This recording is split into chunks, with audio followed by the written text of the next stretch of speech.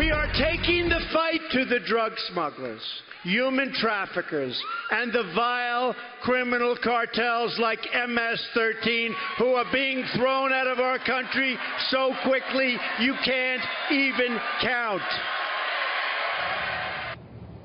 That was the president tonight in Huntington, West Virginia, pledging to destroy the gang MS-13.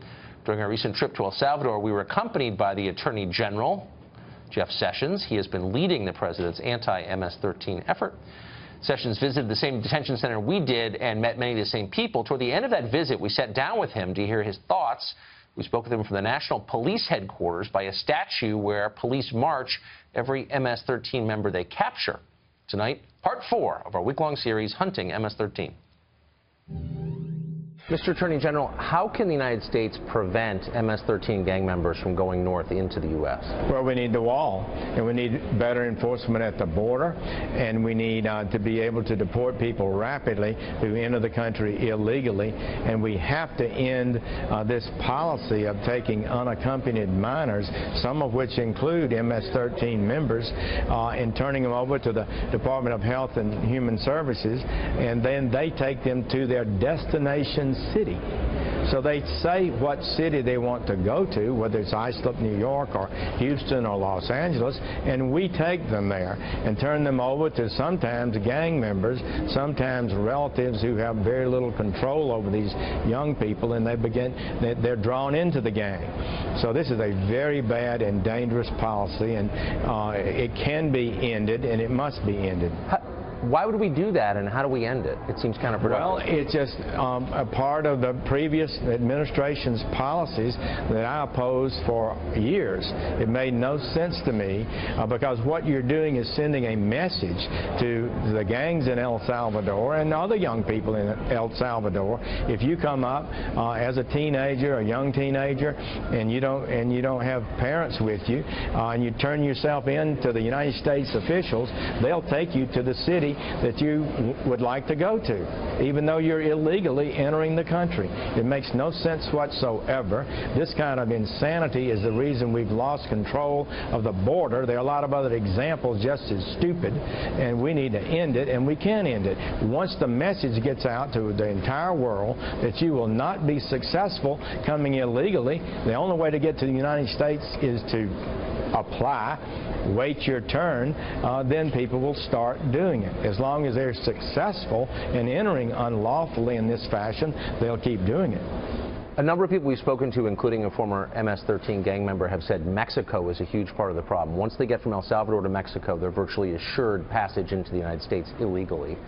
Is the Mexican government cooperating in trying to end this? Well, I think Mexico is helping some. They don't see it as their problem primarily. Yes. They're entering our country illegally. The president has said we're going to end this. President Trump has said we're not going to allow this lawlessness to continue.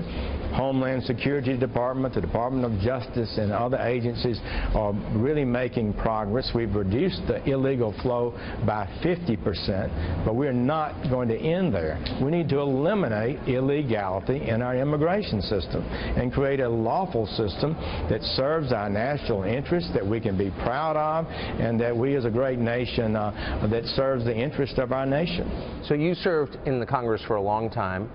If you could describe a single law that Congress could pass to help fix this problem, which is a real problem, what would it be? Well, one of the things we need to do, you asking some of these little specific laws that would make a difference. Yes. This catch and release policy, this idea that you can enter the country illegally and that somehow you can just say a few words, or you can be an unaccompanied minor and you're taken to the city you want to go, is so ridiculous. That's the kind of thing that we ought to be able to eliminate by law, but Congress has steadfastly failed to close these loopholes. I used to say, and still do, frankly, you can get almost any law on immigration passed as long as it doesn't work. When you propose a law that will actually make a difference and will actually crack down and make it harder for people to enter illegally, it seems that there's forces arise and it never can quite get passed. I've noticed. Last question. What are those forces? Well, there's big business forces, there are activist forces, there are liberal, democratic, ideological forces that seem to think that anybody that comes to America, even if they come illegally, should be welcomed and should never be deported. It seems to be this idea that if you can get across the border and get to Albuquerque or Houston, Texas, it's immoral to return somebody to their home country. This can't possibly be the law. You enter the country illegally, you're apprehended not on the border, but 100 miles in the border or 500 miles, and you should be deported. Otherwise, you're capitulating to lawlessness. The Attorney General of the United States. Tomorrow's the final installment of our week-long series. What's the full scope of the situation in El Salvador, and how are the effects of the MS-13 gang war being felt here in the United States? How can we fix that? We spoke to the FBI about all of those questions, and we'll show it to you tomorrow night.